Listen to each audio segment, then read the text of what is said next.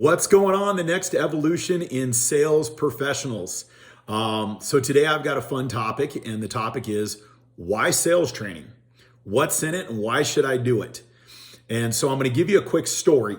The story is pretty simple. I once was doing a sales training here fairly recently, got a group of about 30 sales professionals in the room, and I said, let's do a scenario. Let's do a role play of some of the scenarios that come up oftentimes in sales. And does anyone want to volunteer? And of course, one of the sales experts said, oh yeah, dude, I've been doing sales for 20 years. I'll come up and do it. This is no problem at all, man. Perfect, come on up. And I told him, I said, the scenario is pretty simple for the industry that we're working with today. I said, obviously a customer has out a piece of equipment. The piece of equipment was damaged and they're refusing to pay for the damages. He goes, oh, that's simple. I go, okay. But the reason why he's refusing to pay for the damages is because the piece of equipment sat on his job site too long and was not picked up in a timely manner, and he doesn't feel responsible. No problem, man.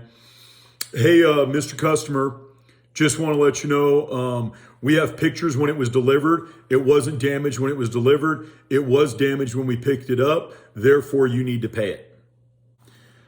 I understand. Unfortunately, my guys called it off on Thursday, and I got a call-off confirmation and confirmation number, but your drivers didn't get around to picking it up until late on Tuesday. Well, that's fine. It's the customer's responsibility to make sure that the equipment is kept in a safe manner. I understand that it's my responsibility. Unfortunately, my guys aren't going to sit out on the job site Thursday, Friday, Saturday, Sunday, Monday, and Tuesday, waiting for your drivers to get around to picking it up. It's not my responsibility to guard your equipment if you guys don't get to it for 6 days. Well, I'm sorry, man. That's just our policy. You got to pay for it. Okay, I understand. If your policy is I have to pay for the damages, then that's just the way it is. I run an honest business, so I'm going to pay for the damages. But I will tell you this, it's the last time I ever rent from your company, so don't ever come by here again. And the sales rep sat there for a second, and he realized he lost. I said, well, what else could you have done? And in the training, he said, I don't know. And that right there was when you really realize, quote, he's a sales professional, massively skilled, has a lot of confidence to go in on his sales call. The problem that he had was he didn't know how to handle a common scenario, and he didn't know any other ways to react to it.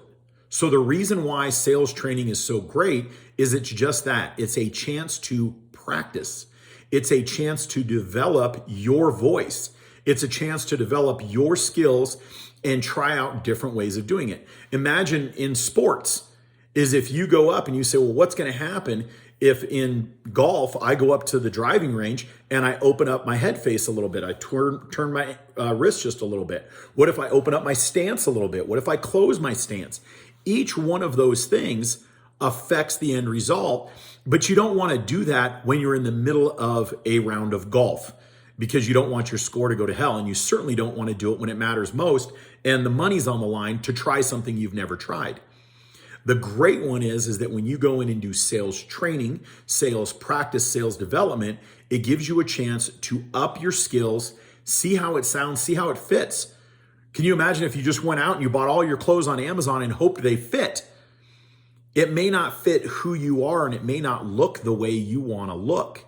So sometimes it's best to try it on and see, how would I handle this situation? How would I handle this customer? How would I handle? I once had one, and I did a scenario role play, meeting a receptionist slash gatekeeper. And I said, who wants to come in and meet the gatekeeper? And the gatekeeper said, I'm sorry, we don't see anybody without an appointment. And the sales rep stood there and went, I don't know what to do. That happens all the time. Why aren't you training you? Why aren't you training your teams?